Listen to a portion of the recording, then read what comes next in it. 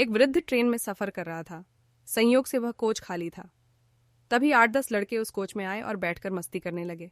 एक ने कहा, चलो जंजीर खींचते हैं। दूसरे ने कहा, यहाँ लिखा है 500 रुपये जुर्माना और 6 माह की कैद। तीसरे ने कहा, इतने लोग हैं, चंदा इकट्ठा करके 500 रुपये जमा कर देंगे। चंदा इकट्ठा किया गया तो 500 रुपये की जगह 1200 रुपये जमा हो गए, जिसमें 200 रुपये के 3 नोट, 2 नोट 50 के, बाकी सब 100 के थे। चंदा पहले लड़के की जेब में रख दिया गया।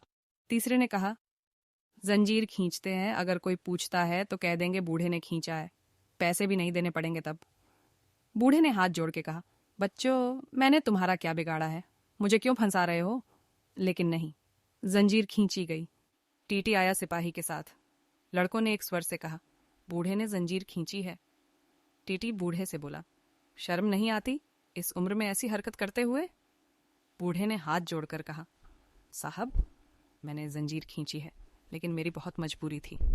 उसने पूछा, क्या मजबूरी थी?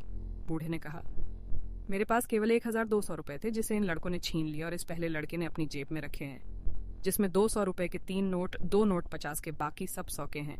अब टीटी ने सिपाही से कहा, इसकी तलाशी लो।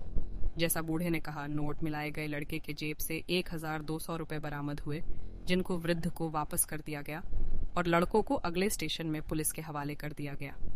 पुलिस के साथ जाते समय लड़के ने वृद्ध की ओर घूर के देखा तो वृद्ध ने सफेद दाढ़ी पर हाथ फेरते हुए कहा, बेटा, ये बाल यूं ही सफेद नहीं